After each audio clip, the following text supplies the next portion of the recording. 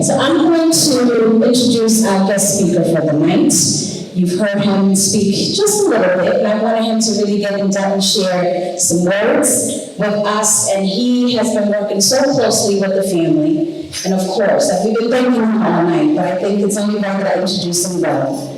He's a professor of pediatrics, pediatric endocrinologist at UMass University campus. Ladies and gentlemen, please put your hands together for Dr. Benjamin Nwosu. Thank you so much. Thank you for coming here tonight. Thank you, sir. Thank you. Good evening. Good evening. Yeah. My name is Nwosu. I'm from Nigeria. Thank you. Well, that's your right.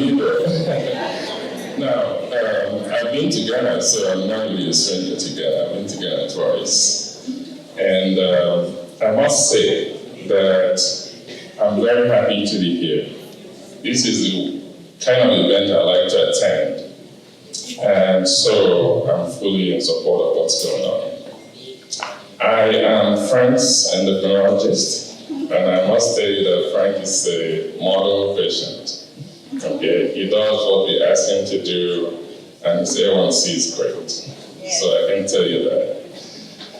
Frank's parents are deeply involved in his care, and so we know that the outcome is always dependent on parental involvement. So the family is on top of his case.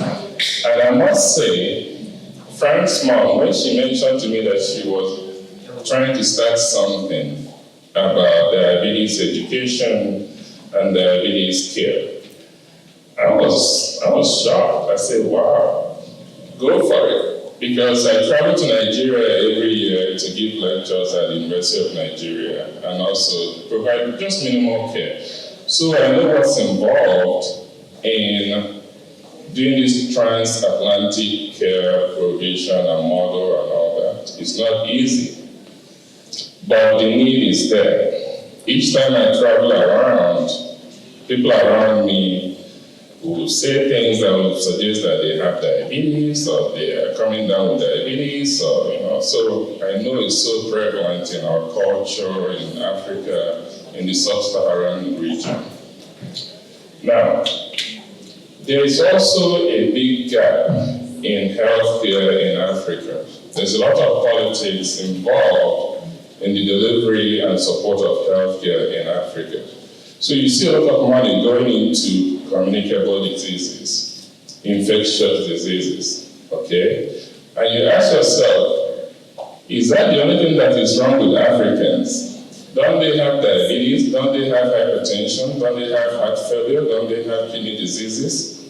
These are non-communicable diseases. So if you're down with those diseases, you can transfer it to someone else, right? Just like Frank's mom said that we were asking, if my brother has diabetes, can I contract this diabetes? So if you think carefully, you begin to understand that some of these emphasis on communicable diseases only is because they just don't want an African to travel to the West with one of those diseases.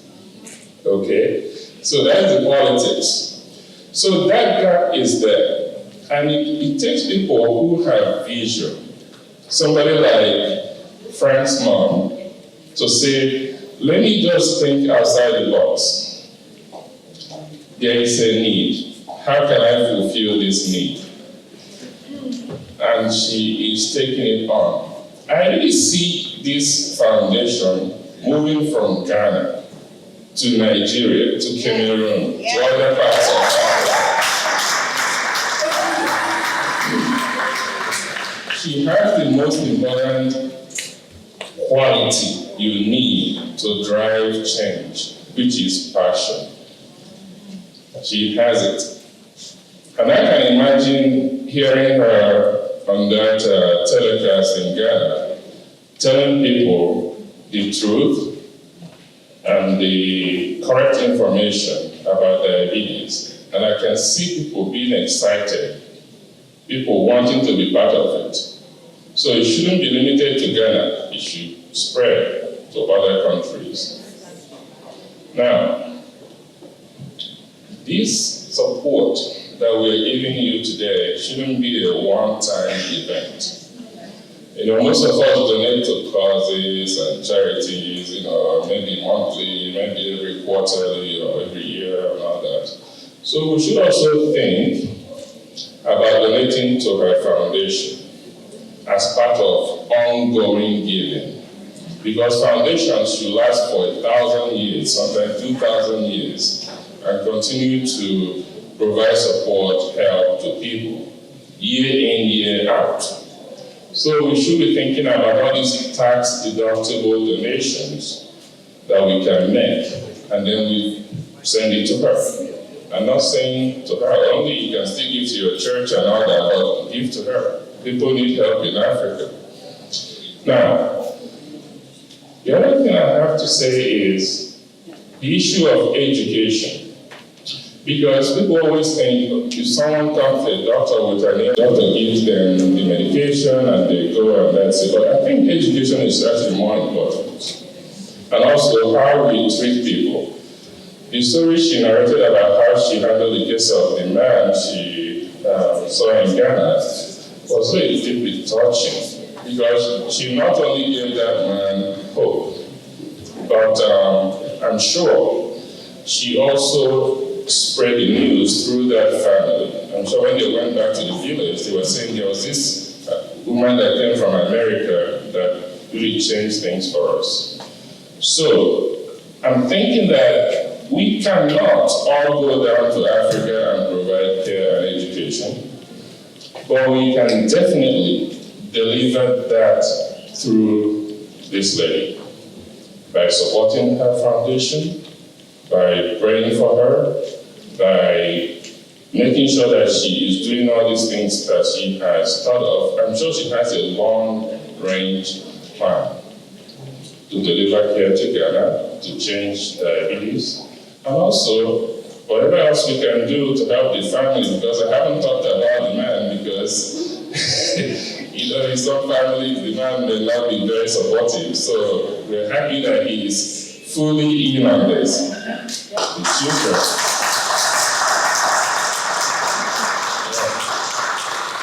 So the children are also in on it. They are supporting their mother, and this is what it should be. The great African writer, Chinua Achebe, said, Africa is people. He wasn't talking about just numbers, but he was talking about the fact that when something happens in Africa, people come together and pull together and get something done. It is not an individualistic culture. Okay, so this is why we are here, to make sure that it is a success, that we continue to give. It's not just about money. We should continue to support her and support the foundation. Thank you so much.